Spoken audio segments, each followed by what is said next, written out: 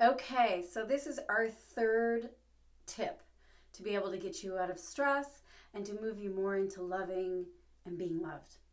So, for the third thing, this is what I call the future vision.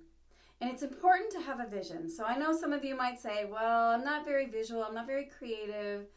I'm a realist. I like to look at what's going on right here, right now, which is very important. But what I'm going to tell you is that if you don't know where you're going, you could end up anywhere.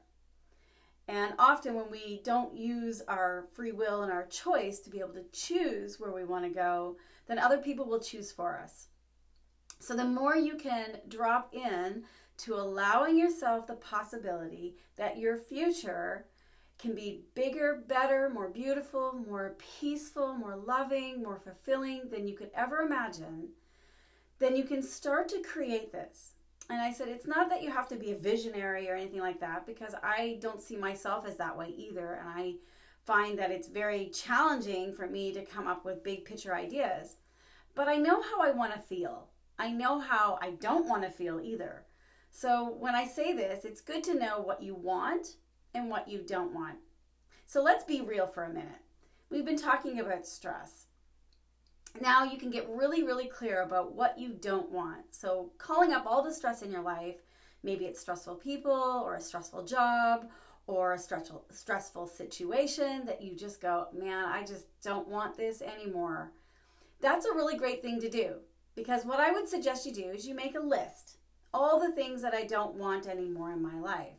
I don't want to be restricted. I don't want to have pain. I don't want to have arguments. I don't want. Just keep making that list. And then on the other side of the piece of paper, so you just flip it over, on the other side of the piece of paper, you say, what do I want? And you list down, I want to be loved. I want to have freedom. I want to have choice. I want to be doing my things that I love to do and have time and energy and health and passion to be able to do that. So list all the qualities of the things that you do want. This is the first step. And this is what's going to draw you, that you're creating a map for your future. So it doesn't mean that this is going to limit all the other wonderful things that are going to come in. It just means it starts to call the universe, or what I would call the big picture idea, into being. So here's something that I do every year is I create what I call a vision collage. So there's my vision collage. And at the beginning of every year, I just put in all the things that are important to me. So if you're not someone who's creative, then this is a great way to do it. I'm sure you have old magazines sitting around your house, and you can just cut out pieces of words or pictures or things that you want to live into. And this is important. Some of you might be really creative and you might want to draw it, or you might journal it. Now, for those of you out there that are in a relationship, I highly suggest you do this together as a couple.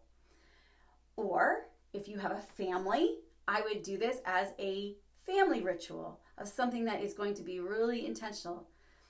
The reason this is so important is that it'll manage your time, your energy, your health, and it'll tune in your spidey senses to actually pick up little tidbits about where you should or shouldn't go anymore.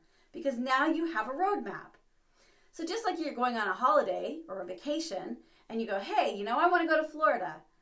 And your whole family comes together, or your loved one, or just if it's yourself, you go, well, how do I want to get there? Do I want to fly? There's all kinds of options. I could take a boat, I could drive. And you start to then narrow it down to saying, hey, this would be the best way to go, or this is the way that I would like to go. And you put that down on your vision board or on your journal or whatever you want to do. And then automatically things start to show up to help you get there. So I always say it's like holding the tension of the opposites. If you've ever played like a musical instrument, you know that the tension of the string of that musical instrument can't be too tight or it'll break. And that's a symbol of saying, don't let your mind be so strict and rigid that this is the only way that it's going to work out, that it's going to break. That's also stressful. But it can't be too lax either. Meaning you don't just make up the idea of this is what I want and then you forget about it. You got to pay attention to it. So it's that balance of when that string is just taut enough. That's when the music is played the most.